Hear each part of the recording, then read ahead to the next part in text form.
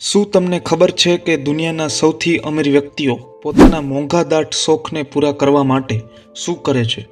આજના વિડીયોમાં અમે તમને 7 એવા અબજોપતિઓ વિશે જણાવીશું જેમણે પોતાના શોખ પૂરા કરવા માટે અબજો રૂપિયાનો ખર્ચો કર્યો છે.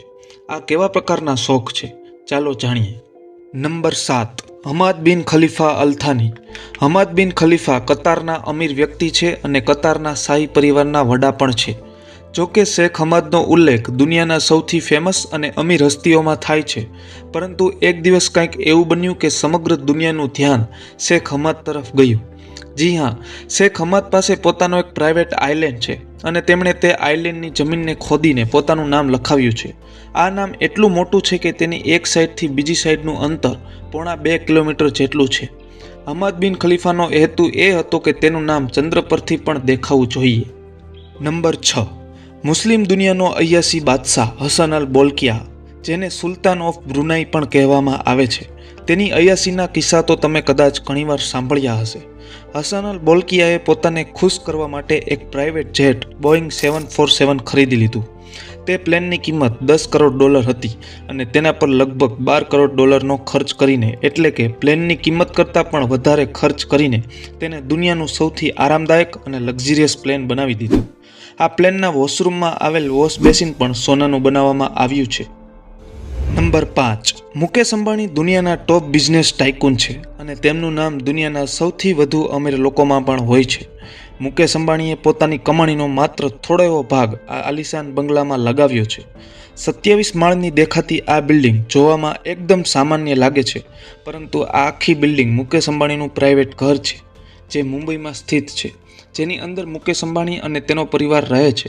આ બિલ્ડિંગમાં અંદાજે 15,000 કરોડ રૂપિયા જેટલો ખર્ચ કરવામાં આવ્યો છે અને આ મુંબઈની જમીનથી 550 ફૂટ ઊંચી છે.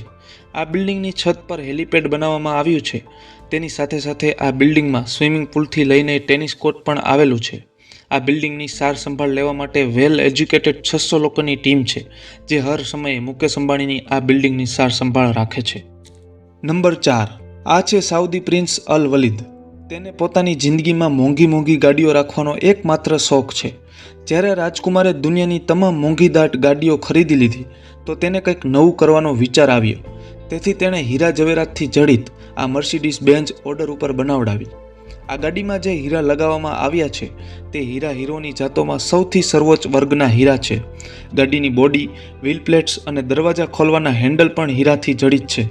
રાજકુમારની આ ગાડીની નજીક જવાની કિંમત $1,000 છે અને આ ગાડીમાં ટોટલ $4,80,00,000નો ખર્ચ કરવામાં આવ્યો છે, જે લગભગ 6 અરબ રૂપિયા જેટલો થાય છે. નંબર 3. આ ડરાવનારો ચહેરો જોસલીન વિલ્ડનસ્ટીનનો છે, જે એક ખૂબ જ પ્રખ્યાત અબજોપતિ મહિલા છે. જોસલીનના શોખ એટલા મોંઘા અને ખરાબ છે કે માત્ર તેના ફોનનું બિલ $7,000 આવે છે. આખી દુનિયામાં વધારે ફેમસ તો જોસલીન ત્યારે થઈ જ્યારે તેણે તેના પોતાના ચહેરા પર $4 મિલિયન ખર્ચે પ્લાસ્ટિક સર્જરી કરાવી, જેનો એકમાત્ર હેતુ હતો કે જોસલીનને તેનો ચહેરો બિલાડી જેવો બનાવવો હતો, કારણ કે તેના પતિને બિલાડીઓ ખૂબ જ ગમે છે. જેથી તેના પતિને ખુશ કરવા માટે જોસલીને આ પ્લાસ્ટિક સર્જરી કરાવી. દોલતના નશામાં ધૂત જોસલીને પોતાની જાતને બિલાડી જેવી દેખાડવાનો પૂરેપૂરો પ્રયાસ કર્યો, પરંતુ આખરે આ ભયંકર ચહેરાને જોઈને તેના પતિએ તેને છૂટાછેડા આપી દીધા. નંબર 2. રોમન એબ્રામોવિચ રશિયાના પ્રખ્યાત બિઝનેસમેન છે. તે મિલ હાઉસ LLCના માલિક અને ચેલ્સી ફૂટબોલ ક્લબના ફોર્મર ઓનર છે. પોતાનો શોખ પૂરો કરવા માટે રોમને દુનિયાની સૌથી મોટી, ખૂબ જ આરામદાયક અને દુનિયાની સૌથી મોંઘી યોટ ખરીદી, જેની કિંમત અંદાજે $450 મિલિયન છે. આ યોટમાં 2 હેલિપેડ, સ્વિમિંગ પુલ અને મિસાઇલ ડિટેક્શન સિસ્ટમ પણ ઉમેરવામાં આવી છે.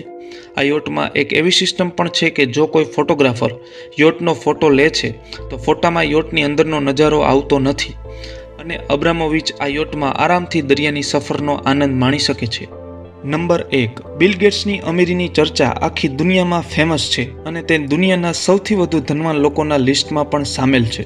બિલ ગેટ્સ લિયોનાર્ડો દા વિંચીના બહુ મોટા ફેન છે, પણ તેમની પેઇન્ટિંગ્સના નહીં, પરંતુ તેમના ઇન્વેન્શન્સ અને સાયન્ટિફિક ડિસ્કવરીઝના. બિલ ગેટ્સ તેમના એટલા મોટા ફેન છે કે તેમણે લિયોનાર્ડોની એક સાયન્ટિફિક જર્નલને $30 મિલિયન ખરીદી હતી વર્ષ 1994માં લિયોનાર્ડોની આ જનરલની હરાજી કરવામાં આવી હતી અને બિલ ગેટ્સે આ જનરલ એટલી કિંમતે ખરીદી કે અન્ય કોઈને બોલી લગાવવાની તક જ ના મળી.